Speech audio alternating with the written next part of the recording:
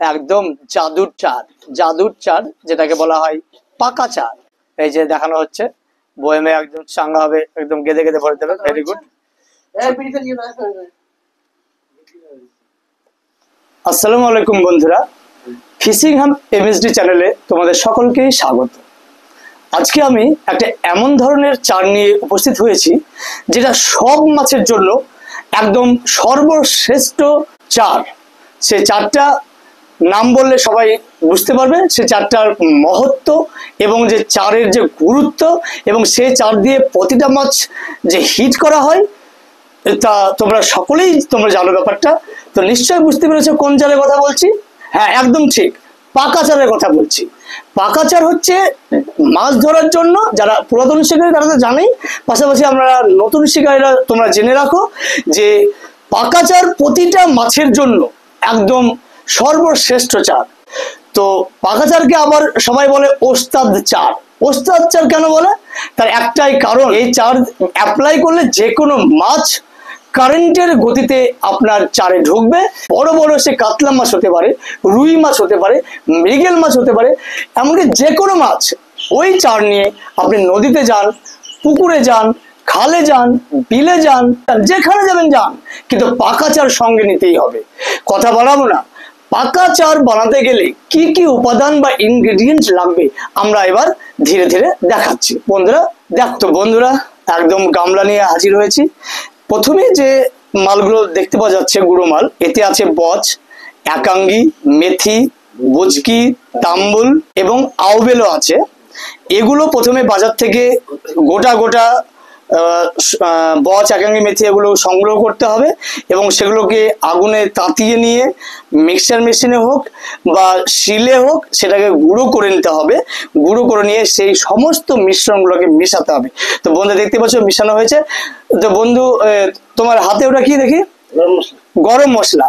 এই যে গরম মশলা আছে এলাচ, কাঠ, জয়ত্রী, জায়ফল, হলদিকি এগুলো রয়েছে। তো সেগুলো মিশিয়ে দেওয়া হচ্ছে। বন্ধুরা দেখো, তো মেশানো হচ্ছে। তারপরে এবার যেটা প্রয়োজনীয় সেটা হচ্ছে চাল ভাজা গুঁড়ো। চালটাকে ভেজে নিয়ে গুঁড়ো করে নিতে হবে। তারপরে সেই মশলাগুলোকে ভালোভাবে মাখিয়ে নিতে হবে, মিশিয়ে নেওয়া হচ্ছে। তারপরে যে আইটেম সেটা হচ্ছে তিল। তোমরা সবাই চেনো। তিলের খোসা ছাড়িয়ে নিতে হবে, ভেজে নিয়ে খোসা ছাড়িয়ে নিয়ে সেটাকে গুঁড়ো করে নিতে হবে। গুঁড়ো করে নিয়ে সেই মশলার মধ্যে এটা মিশিয়ে দিতে হবে। নারকেল, পাকা চারের জন্য নারকেল কোঁদা বা নারকেল বাটা একদম অপরিহার্য। তো অনেকে বেটে দেয়, অনেকে কুড়ে দেয়। বেটে দিলে বেশ ভালো মিসমাইল হয়, মানে মিক্সচার ভালো হয়। তো গুঁড়ো কেউ যদি কুড়ে দেয়, কুড়ে দিলেও হবে, খুব ভালো একটা প্রসেস। তো এখানে যেটা করা হচ্ছে কুড়ে দেওয়া হচ্ছে। হ্যাঁ, চাপা কলা একদম দিতেই হবে। তো সেই চাপা কলা দেওয়া হচ্ছে।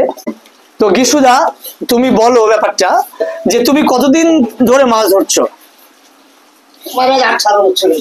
18 বছর। তুমি কি শুধু পুকুরে মাছ ধরো? পুকুরেও ধরে, নদীতেও ধরে। তো নদীতে মাছ ধরতে গিয়ে বড় মাছ হিট করা যদি শখ থাকে, মানে শখ তো সবারই থাকে, তো যদি বড় মাছ হিট করার শখ থাকে তো তুমি কোন চার ব্যবহার বেশি করো?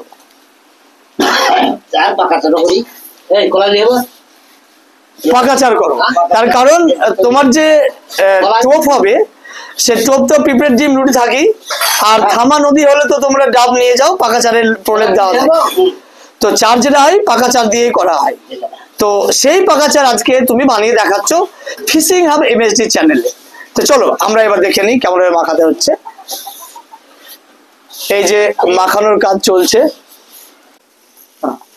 মিষ্টির গাদ ভুললে চলবে না, রসগোল্লা বানাই যারা ময়রা তাদের কাছ থেকে অবশ্যই মিষ্টির গাদটা পাওয়া যাবে। তো মিষ্টির গাদ পরিমাণ মতো, মানে কত গ্রাম আমরা নেবো? 200 গ্রাম না 100 গ্রাম নেবো? এইটাতে 100 গ্রামের যেটাতে, হ্যাঁ মোটামুটি 300 গ্রাম আমরা মিষ্টির গাদ দেবো, মনে রাখতে হবে। মশলা কিন্তু প্রতিটা মশলা আমরা 100 করে বানিয়েছি। 500 গ্রাম চাল ভাজা নিয়েছি, নারকেল 3টে নিয়েছি, চাপা কলা 2 ডজন নিয়েছি এবং মিষ্টির গাদ আমরা 2 থেকে 250 গ্রাম কি 300 গ্রাম আমরা নিয়ে নেব। মিষ্টির গাদটা কোথায় পাবে বন্ধুরা? সরাসরি চলে যাবে ময়দার দোকানে বা মিষ্টির দোকানে, যেখানে তৈরি হয় মিষ্টি, সেখান থেকে সংগ্রহ করলেই হবে। তো মিষ্টির গাদ মেশানো হচ্ছে মিষ্টির গাদ। খুব ধৈর্য সহকারে ভালোভাবে দেখতে হবে। পাকা চাল সবাই বানাতে পারে না, সবাই দেখাতেও চায় না, কিন্তু ফিশিং হাব এমএসডি প্রতিটা শিকারীর জন্য কথা ভাবে, চিন্তা করে, তাই প্রতিটা লোক যেন বানাতে পারে, তাই আমরা আজকে চ্যানেল নিয়ে এসেছি। বন্ধুরা ভালো করে ফলো করো। তো গাদটাকে ভালোভাবে মেশানো হচ্ছে, ভালোভাবে মেশাতে থাকতে হবে। এইভাবে পাকা চার আমরা প্রতিটা জায়গায় ব্যবহার করতে পারি, আমরা নোংরে ব্যবহার করতে পারি, আমরা চালের সঙ্গে ব্যবহার করতে পারি, শুকনো চালের সঙ্গে আমরা ডাবে ব্যবহার করতে পারি, আমরা ডাবে ল্যাপিং হিসেবে আমরা কোনো সময় ইউজ করে থাকি। সব জায়গাতেই আমরা পাকা চারের ব্যবহার করে থাকি, এবং পাকা চার এমন একটা চার যে সর্ব মাছের জন্য উপকারী, প্রতিটা মাছ এটাতে ধরা দেয়। এবার ঘি দেওয়া হচ্ছে 100 গ্রাম মতো, আমরা ঘি অবশ্যই দেব। তো এটা 50 গ্রামের করেছিল, আর একটা কোটো লাগাতে হবে। ঘি একটা আসল জিনিস, যতই গিসুদা বলুক, ঘি একটা আসল জিনিস। আমরা অল্প মাত্রায় দিলাম 100 গ্রাম মতো ঘি, আমরা গাওয়া ঘি আমরা দিলাম। তো সেটাকে ভালোভাবে মিশিয়ে নিতে হবে। একদম স্পেশাল গাদ দিয়ে তৈরি হয়েছে, ঘিয়ের কাজ অনেকটা গাদেই হয়ে গেছে, মিষ্টির গাদ। তবু আমরা 100 গ্রাম ঘি আমরা অ্যাপ্লাই করলাম। তো প্রেম খাজুর আরো কাছে নিয়ে এসো। হ্যাঁ, প্রেম খাজুরটাকে আমরা অবশ্যই বীজটাকে বের করে নিয়েছিলাম, মিক্সচার মেশিনে একদম ভালোভাবে একটু নারকেল তেল দিয়ে সেটাকে গ্রাইন্ড করে নিয়েছি, মানে মিক্সিং করে নিয়েছি এবং পেস্ট করে নিয়েছি। সেই যে প্রেম খাজুরের যে পেস্ট, সেটাও এখানে দিতে হবে। দিয়ে দেওয়া হচ্ছে প্রেম খাজুরের পেস্ট। আমরা মিক্সচার গ্রাইন্ডারে আমরা ভালো করে মিক্সড করে নিয়ে আমরা সেই নারকেল তেলের সহযোগে সেটাকেও আমরা মিশিয়ে দিচ্ছি। প্রেম খাজুর বেশ 100 গ্রাম মতো প্রেম খাজুর আমাদের দিতে হবে। তো সবগুলোকে যে ভালো করে মেশানো হচ্ছে। এরপরে কি দেবে কিছুদা? তেল। কি তেল? নারকেল তেল, শালিমার, তাই তো? শালিমার নারকেল তেল। হ্যাঁ, তাহলে প্যারাশুট। শালিমার তেল দিলে ভালো হবে। শালিমার তেল বা উত্তম প্যারাশুট, যে কোনো তেল ইউজ করা যাবে। সেটা কত গ্রাম মতো দিতে হবে? 1.5 কিলো। 1.5 কিলো মতো, 1.5 কিলো মতো দিতে হবে একদম নারকেলের তেল। দিতে থাকতে হবে এইভাবে। ওই যে আরো দুটো কন্টেনার আছে 500 গ্রামের, এখানে একটা 500 গ্রামের, তিনটে 500 গ্রামের, 1.5 কিলো হয়ে যাচ্ছে। এখন নারকেলের তেল দেওয়া হচ্ছে। ব্যাস, সর্বমাছের সেরা চার পাকা চার। সচরাচর কেউ দেখায় না পাকা চার কি করে তৈরি করতে হয়, তার কারণ এটা খুব গোপন একটা চার, গোপন চার, তাই সবাই দেখাতে চায় না। কিন্তু ফিশিং হাব এমএসডি মানুষের স্বার্থে, মৎস্য শিকারীদের স্বার্থে কোনো জিনিসই গোপন রাখে না, সব বানিয়ে দেখিয়ে দেয়। এবার এটাকে ভালোভাবে শানতে হবে। বন্ধুরা দেখতে থাকো। ভালোভাবে মেখে নেওয়া হলো। এটাকে এবার বয়মে ভরতে হবে। বয়মে ভালো করে নারকেল তেল দিয়ে মাখিয়ে নিতে হবে। ভুল করে চলবে না, অনেকে ভুল করে কোনো নারকেল তেল না মাখিয়ে ভরে দেয়। তো এটাকে এবার গোল গোল করে ভরে দিতে হবে।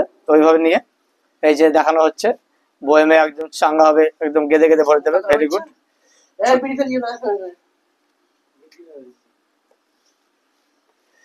তো বন্ধুরা ভালো করে ফলো করো কেমন ভাবে ভরা হচ্ছে। এবার এটাকে কেমন করে গেঁথে দেওয়া হবে। তো এইভাবে এবার গেঁথে গেঁথে গেঁথে গেঁথে ভরতে হবে, কোনো মতে যেন হাওয়া না থাকে। এই যে গেঁথে গেঁথে ভরা হচ্ছে, একদম এইভাবে গেঁথে গেঁথে ভরা হচ্ছে। একদম একটা কন্টেনার হয়ে গেল। এইভাবে প্রতিটা বয়মে ভরে দিতে হবে। তো বন্ধুরা ফাইনালি আমরা বানিয়ে ফেললাম পাকা চার। সেই পাকা চার অবশ্যই বন্ধুরা তোমরা বাড়িতে বানাও। মাছের সিজন চলছে, এবার তো চারিদিকে অনেক জল হয়েছে, নদীতে জল হয়েছে, নদীতে প্রচুর পরিমাণে মাছ হবে এবার। তো আর দেরি করবে না, এইভাবে বানিয়ে নিয়ে গিয়ে সঞ্চয় করো। 15-20 দিন পরে অবশ্যই চারটা বেশ ভালোভাবে জমে যাবে। তখন হালকা হালকা করে নিয়ে গিয়ে নদীতে হোক, পুকুরে হোক, বিলে হোক, যেখানে যাবে, রুই মাছ, মৃগেল মাছ, কাতলা মাছ একদম হিট করবে। তো বিশেষ আর কিছু নয়। পরবর্তী আপডেটের জন্য অপেক্ষা করো, পরে আবার আসছি। ধন্যবাদ।